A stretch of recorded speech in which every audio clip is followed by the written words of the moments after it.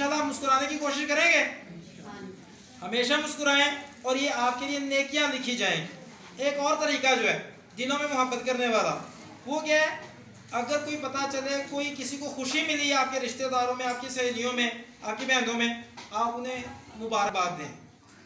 اور اگر خدا نہ خواستہ کوئی پریشانی ہو گئی ہے، کوئی خدا نہ خواستہ کوئی فوتگی کا معاملہ ہو گیا ہے یا کوئی بیماری کا معاملہ ہو گیا ہے، تو آپ ان سے تعزیت کریں، ان سے عیادت کریں جا کے۔ یہ جو ہے نا، ہمیں عیادت کا بھی طریقہ پتہ ہونا چاہیے۔ عیادت جو ہے کہ اگر کوئی بیمار ہو جائے تو آپ اس کی عیادت کے لیے جائیں تو کیا کہنا چاہیے کہ کلمہ پڑھتا رہا شاید تو پہنچے نہ لاگے، کیا کہنا چاہیے؟ اسے حوصلہ دینا چاہیے کہ ٹینشن دینی چاہیے؟ حوصلہ دینا چاہیے۔ تو پچھلے دنوں نا ایک موقع ملا، ایک صاحب تھے تو ان کا نا بائی پاس ہوا،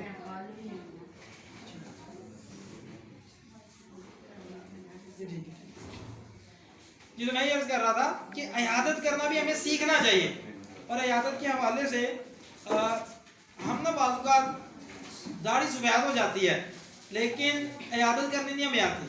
یہ سیکھنے والی سکل ہے کہ پچھلے دنوں نا ایک جگہ پہ میں گیا اور وہاں پر ایک دور کے رشتہ دار ہی تھے، ان کا نا بائی پاس ہوا تھا۔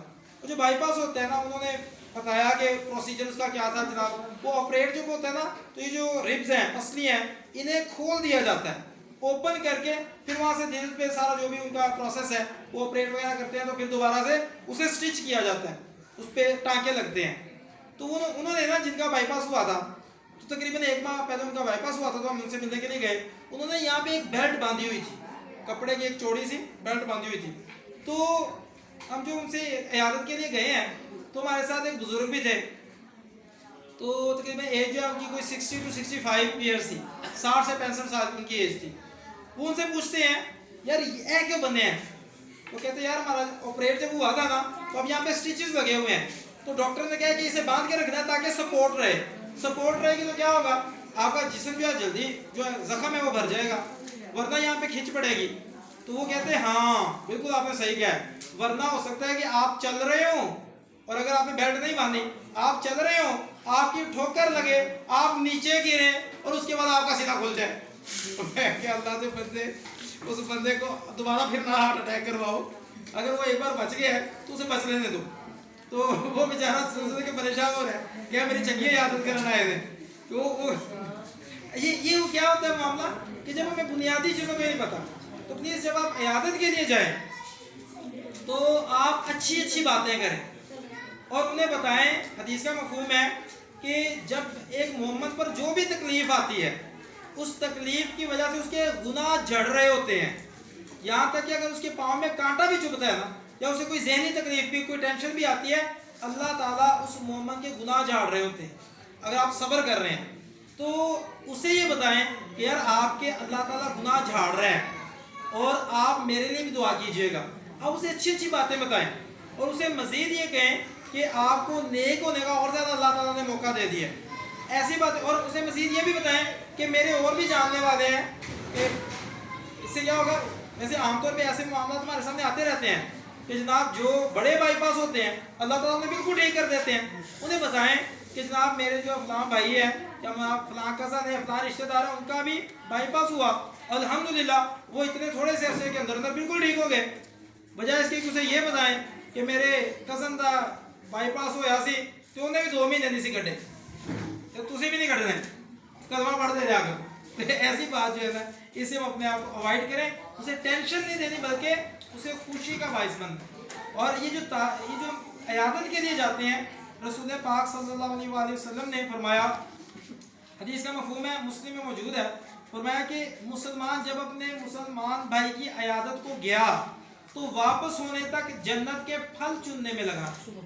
اس کا مطلب جب آپ عیادت کے لیے جا رہے ہوتے ہیں، جب تک آپ وہاں پہ موجود رہتے، جب تک واپس نہیں آ جاتے، آپ گویا کہ ایسے جیسے اللہ تعالیٰ آپ کو جنت کے پھل کھلا، اور اس کا مطلب ہے کہ وہ جنت میں میرے اور آپ کے پھل اکٹھے ہو رہے ہیں۔ اور جنت کے جو پھل ہیں ان کی کیا ہی بات ہے۔ عمل کیا ہے؟ عیادت کریں، آپ ان کی عیادت کریں کہ دلوں میں محبت بھی پیدا ہوگی اور ثواب بھی انشاءاللہ جنت کی بھی گارنٹی مل جائے گی۔ اور آگے ایک اور بڑی پیاری حدیث مبارکہ ہے، اور اس حدیث کے حوالے سے جو آپ کے ساتھ میں کانسیپٹ رکھنا چاہتا ہوں वो ज़रा बड़े ध्यान से सुनिएगा क्योंकि बड़ा खूबसूरत कॉन्सेप्ट है। रसूल पाक सल्लल्लाहु अलैहि वसल्लम ने इरशाद फरमाया, जिसका मफहूम है कि जो बंदा कसरत से इस्तगफार करता है, मैं आपके सामने उसकी एग्जैक्ट जो तर्जुमा है वही रखता हूँ ताकि हमें आइडिया हो कि इस्तगफार का क्या फ़ायदा है। फरमाया कि हदीस का मफहूम है, जिसने कसरत से अल्लाह ताला से अपने गुनाहों की माफ़ी तलब की, अल्लाह ताला उसे हर गम से निजात देंगे, हर मुश्किल से निकाल लेंगे और उसे वहाँ से रिस्क देंगे जहाँ से उसे वहम गुमान भी ना हो। तो हमारे वहम गुमान में भी नहीं होगा, वहाँ से हमें रिस्क मिलेगा।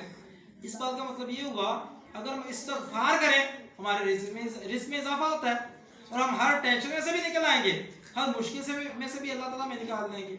अब एक बंदा जो इस्तगफार करता है उसका इतना फ़ायदा है, और हम जो इस्तगफार करते हैं अल्लाह ताला से माफ़ी मांगते हैं अपने गुनाहों की, उसमें कोई ऊंच नीच भी हो सकती है।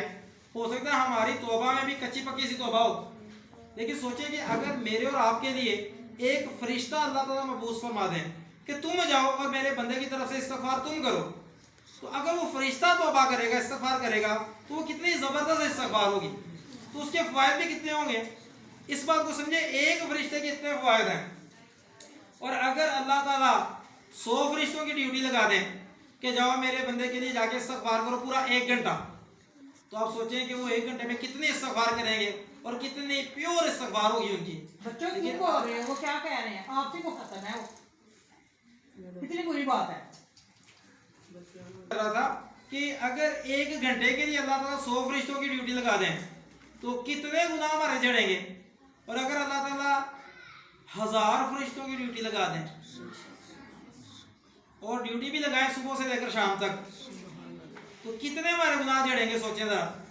और अगर 1000 नहीं, अल्लाह ताला 70,000 फरिश्तों की ड्यूटी लगा दें। तो ये है वो हदीस जो मैं आपके सामने रखने लगा हूँ। रसूल पाक सल्लल्लाहु अलैहि वसल्लम ने फरमाया, जो मुसलमान किसी मुसलमान की इयादत के लिए सुबह को जाएगा तो शाम तक, और शाम को जाएगा तो सुबह तक, 70,000 फरिश्ते उसके लिए इस्तगफार करेंगे।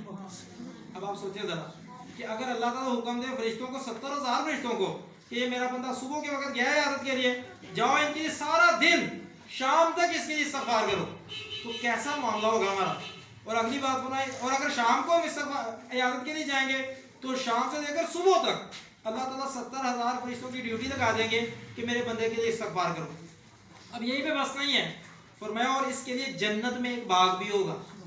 इसका मतलब है हम सिर्फ इयादत करना शुरू कर दें अच्छे तरीके से, आपको पता चले ना आपके जानने वाले कोई हैं, किसी भी तरह से बीमार है, कोई मसला बना उनके साथ, खुदा ना खासा कोई एक्सीडेंट हुआ है, कोई ऑपरेट हुआ है, कोई सर्जरी हुई है, आप नहीं भी जा सकते ना, कॉल करके उनका हाल चाल पूछें, कॉल करके उन्हें अच्छे अच्छे अल्फाज बोले और दुआएं दें उन्हें। आप सोच भी नहीं सकते कि आपकी इस अमल से अल्लाह कितना खुश होगा। तो आप अल्लाह की रज़ा के लिए जितने भी मैं आपको चीज़ें सिखा रहा हूँ, ये करना तो अल्लाह की रज़ा के लिए करना है, लोगों को खुश करने के लिए नहीं करना, अल्लाह को खुश करने के लिए करना। अगर हम लोगों को खुश करने के लिए करेंगे नुकसान क्या होगा, हमें फिर शैतान कहेगा कि इसने तो फलां भी आपका नुकसान किया था, आप इसे खुश क्यों करें।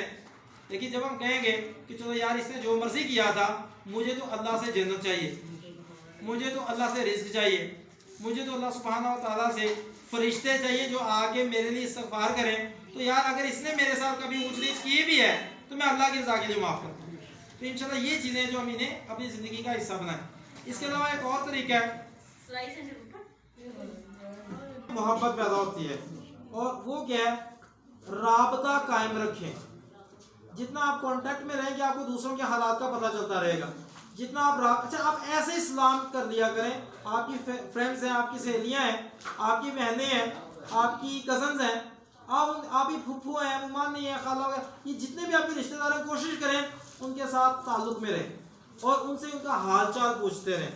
और आप जस्ट उन्हें सलाम करके आप उनसे ये भी कहेंगे ना कि मुझे आपकी फुफ्फू, मुझे आपकी याद आई और मैं सोचा कि मैं क्यों ना आपसे हाल चाल पूछ लूँ। आप सोच नहीं सकते आपके इस छोटे से अमल से अल्लाह ताला आपके लिए रिज़्क के कितने दरवाजे खोल देंगे। तो ये ताल्लुक़ में रहें, ताल्लुक़ में रहेंगे तो इंशाल्लाह आपके दिलों में मोहब्बत पैदा होगी। बात का तो होता क्या है, हमारे अब्बा जान या अम्मी जान जो हैं वो लड़ी होती हैं, उनका झगड़ा हुआ होता है रिश्तेदारों में। अब वो हमें क्या कहती हैं, पुत्रा खबरदार, ये तो उन्होंने कोई गल भी की थी।